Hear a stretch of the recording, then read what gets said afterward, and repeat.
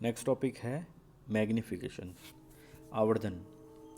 तो मैग्नीफिकेशन का मतलब होता है किसी भी लेंस के द्वारा किसी ऑब्जेक्ट को कितना बड़ा करके दिखाया गया है।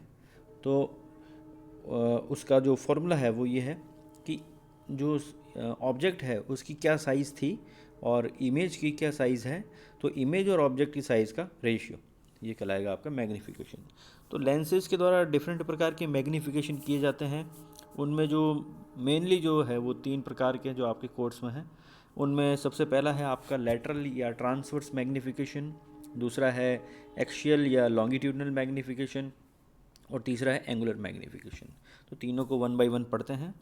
सबसे पहले हम देखते हैं लेटरल मैग्नीफिकेशन या ट्रांसवर्स मैग्नीफिकेशन। तो हमने एक डायग्राम से इसको समझा है।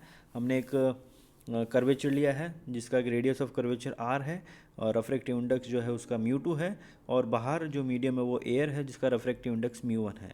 एक ऑब्जेक्ट है आपका ए बी जिसकी हाइट h1 है, जो कि पोल से -u डिस्टेंस पर है तो साइन कन्वेंशन यूज़ लेंगे तो -u, और पोल से सेंटर ऑफ कर्वेचर जो है उसकी रेडियस है कैपिटल R, और पोल से जो आपका इमेज बनेगी जो लेंस के अंदर की तरफ बनेगी या लेंस की दूसरी तरफ बनेगी उसकी हाइट h2 है, और उसको हमने a प्राइम b प्राइम से नोट किया है। ये इन्वर्टेड है और नीचे बन रहा है इसलिए नेगेटिव साइन आएगा साइन कन्वेंशन के अनुसार।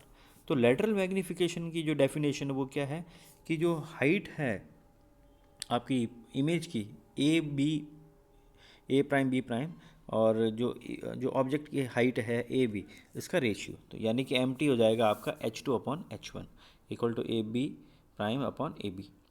अब हमें बस मैथमेटिक्स लगानी है और इक्वेशंस को आगे बढ़ाना है।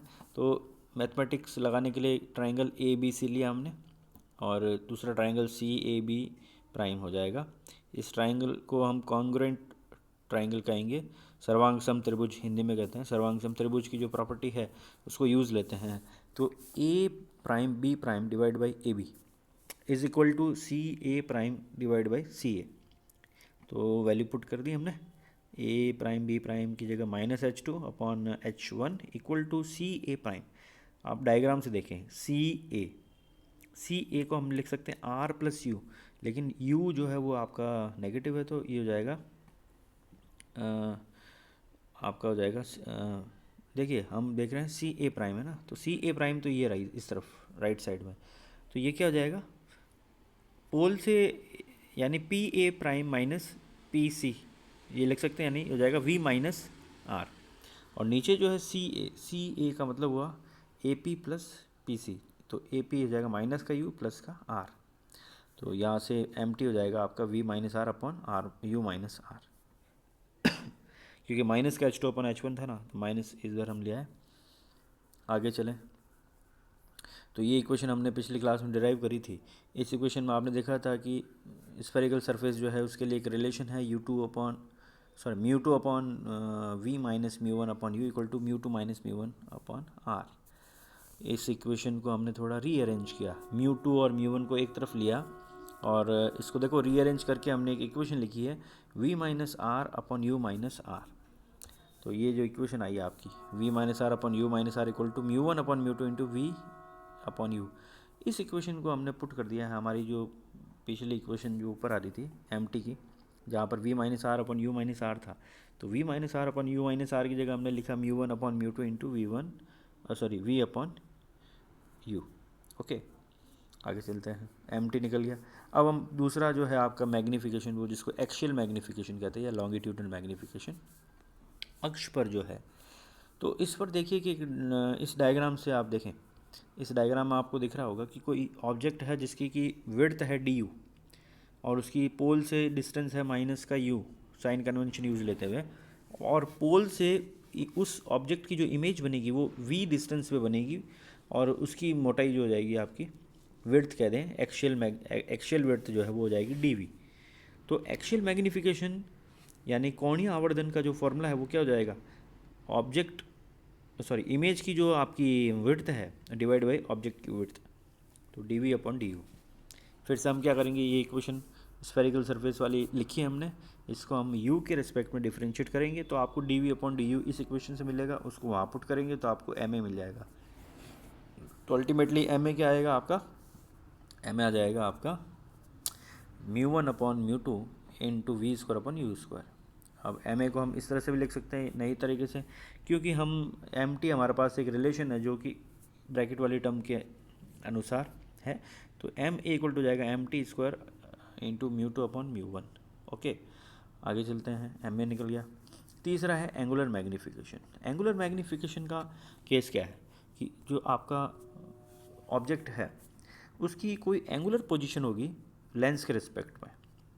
तो मान लीजिए ऑब्जेक्ट पॉइंट ओ पर पड़ा है और इसके किसी बिंदु की स्थिति जो है वो θ1 एंगल पर है और इसकी जो इमेज बनेगी उसकी पोजीशन हो जाएगी आपकी θ2 एंगल पर। बाकी सारी चीज़ें आपको समझ में आ ही रही है। तो जो आपका एंगुलर मैग्नीफिकेशन है वो ये कहता है कि जो ऑब्जेक्ट है और जो इमेज है उसका जो एंगल बन रहा है उसका टेंजेंट, तो tan θ2 divide by tan θ1 equal to m theta, then tan θ1 equal to tan θ1 निकालो इस डायग्राम से तो क्या आ जाएगा ab/bu, सिंपल मैथमेटिक्स, bu की जगह u लिखा, tan θ2 निकाला और ab/v आया, दोनों की वैल्यू पुट करी। वैसे आप साइन कन्वेंशन यहाँ ना यूज़ लें क्योंकि ये एक रेशियो है एंगल्स का, ठीक है। तो m थीटा हो जाएगा आपका u/v। आगे चलें, अब एब्स साइन कंडीशन यूज़ लीजिए। एब्स साइन कंडीशन क्या है आपकी, देखिए एब्स साइन कंडीशन क्या है वो हमें निकालनी है। तो सबसे पहले हमें mt h2/h1 equal to μ1/μ2 into v/u derive कर लिया हमने, जहाँ पर इसको हमने रीअरेंज किया, u/v को m थीटा लिखेंगे तो ये हो जाएगा आपका mt equal to μ1/μ2 into 1/m theta, और μ1/μ2 यहाँ से हो जाएगा u/v इंटू h2/h1। मैथमेटिक्स चल रही है, आपको इसमें कोई दिक्कत नहीं होनी चाहिए यहाँ पहुँचे। तो μ1/μ2 इक्वल टू क्या आएगा m थीटा इंटू h2/h1, और इसको फिर से हम ऐसे लिख सकते हैं m थीटा की जगह tan θ2/tan θ1 इंटू h2/h1। ये जो रिलेशन आया इसको आपस में रीअरेंज किया, मल्टीप्लाई किया क्रॉस, तो h1 μ1 tan θ1 equal to h2 μ2 tan θ2, इसको कहते हैं लाग्रांज कंडीशन। ये एक रिलेशन है एंगल के बीच में, ऑब्जेक्ट की एंगुलर पोजीशन के बीच में, ऑब्जेक्ट की हाइट के बीच में, और जो रिफ्रैक्टिव इंडेक्स है उसके बीच में, और सारा का सारा जो है इमेज के केस में भी यही रहेगा। इमेज की हाइट, इमेज का एंगुलर पोजीशन, इमेज जिस मीडियम में बन रही है वहाँ का, जिस मीडियम के थ्रू बन रही है वो आपका रिफ्रैक्टिव इंडेक्स μ2।